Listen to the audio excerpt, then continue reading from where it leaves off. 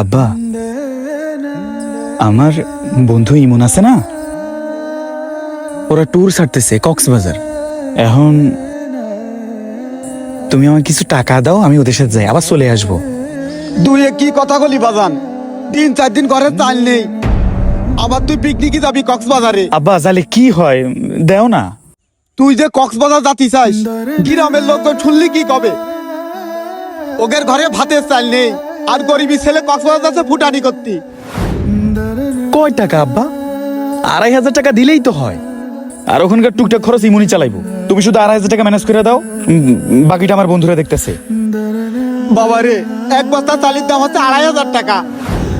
এই টাকার জন্য এক বস্তা চাইলেও ঘরে আনতে পারিনি, আর তুই কক্সবাজার যাবি। আব্বা তুমি এত পেঁচাইতেছো কেন?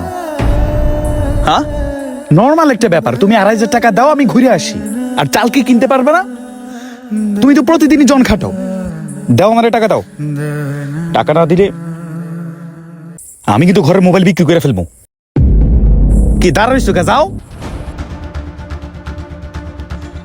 এই নে, ঘরে রাখিলাম, এই টাকা নিয়ে যা, তুই কক্সবাজার চলে যা। কারণ এখন তো সকাল লাভ পূরণ না করলি তো বুড়ো বয়সে তুই আমার দেখবি না।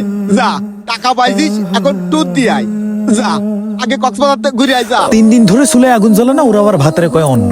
মানুষ তো ঠিকই কয়, গরিবের ফুটানি বেশি। এই বয়সে এসেও যে বাপের উপরে নির্ভরশীল, ওই ছেলের আর যাই হোক দায়িত্ব কি জিনিস সেটা আপনি বুঝাতে পারবেন না। অথচ দেখেন বেচারা রাত দিন পরিশ্রম করিয়া সংসারটা কিভাবে চালাইবো সেই টেনশনেই বাঁচে না। আর তার ছেলে 3 দিনের সুখের জন্য ট্রাভেলিং করতে যাইবো কক্সবাজার। হায় আফসোস।